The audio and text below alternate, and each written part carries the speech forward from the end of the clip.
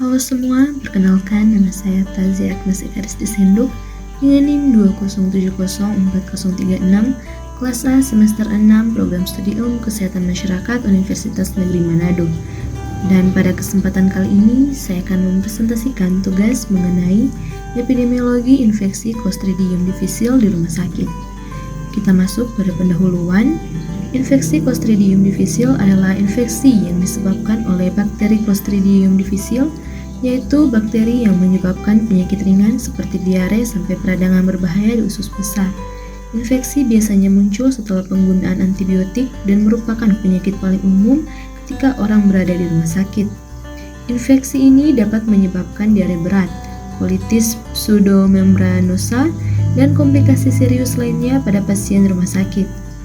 Penyebaran Clostridium difficile terutama terjadi di lingkungan perawatan kesehatan, terutama di rumah sakit. Faktor risiko yang mempengaruhi terjadinya infeksi Clostridium difficile termasuk penggunaan antibiotik, perpanjangan rawat inap, dan kebersihan yang buruk. Clostridium difficile merupakan bakteri gram-positif anaerob penghasil spora yang menjadi patogen penting dalam penyakit diare yang diinduksi antibiotika. Selanjutnya kita masuk dalam pembahasan. Infeksi Clostridium difficile adalah penyakit yang lebih umum terjadi pada orang berusia 65 tahun ke atas dan orang yang dirawat di rumah sakit dan fasilitas perawatan jangka panjang. Meski begitu, orang yang sehat sekalipun mungkin dapat terkena penyakit ini setelah terapi antibiotik dalam waktu yang lama. Langkah-langkah pencegahan yang efektif seperti peningkatan kebersihan tangan, pengendalian infeksi yang ketat, dan penggunaan probiotik harus diterapkan untuk mengurangi insiden infeksi. Manajemen kasus infeksi Clostridium difficile termasuk terapi antibiotik yang tepat, penghentian antibiotik yang tidak diperlukan, dan isolasi pasien yang terinfeksi.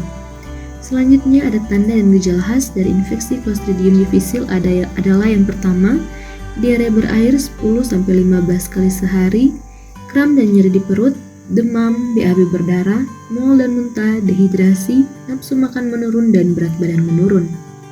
Adapun peningkatan kebersihan lingkungan, di mana rumah sakit harus menerapkan kebijakan kebersihan yang ketat, termasuk pembersihan dan disinfeksi rutin permukaan yang sering disentuh oleh pasien dan petugas kesehatan, penggunaan disinfektan yang efektif terhadap spora Clostridium difficile harus diprioritaskan. Kemudian ada peningkatan kebersihan tangan. Pelatihan dan pengawasan terhadap praktik cuci tangan yang tepat harus diberikan kepada petugas kesehatan dan staf rumah sakit. Penggunaan hand sanitizer yang efektif juga harus didorong.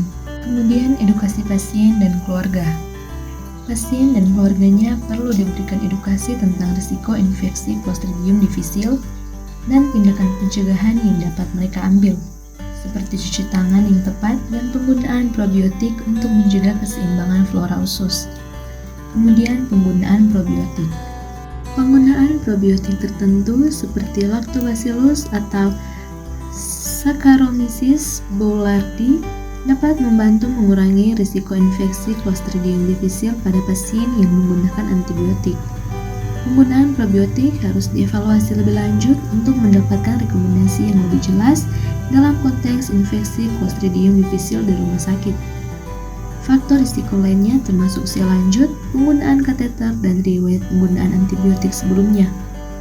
Patogenesis CDI melibatkan perturbasi ekosistem usus oleh penggunaan antibiotik, pertumbuhan berlebihan Clostridium difficile, dan produksi toksin yang merusak mukosa usus. Kemudian ada kesimpulan di mana infeksi Clostridium difficile ini merupakan masalah serius di rumah sakit dan memerlukan perhatian yang serius dalam pengelolaannya. Tindakan pencegahan infeksi yang ketat dan penggunaan antibiotik yang rasional penting untuk mengurangi insiden CDI.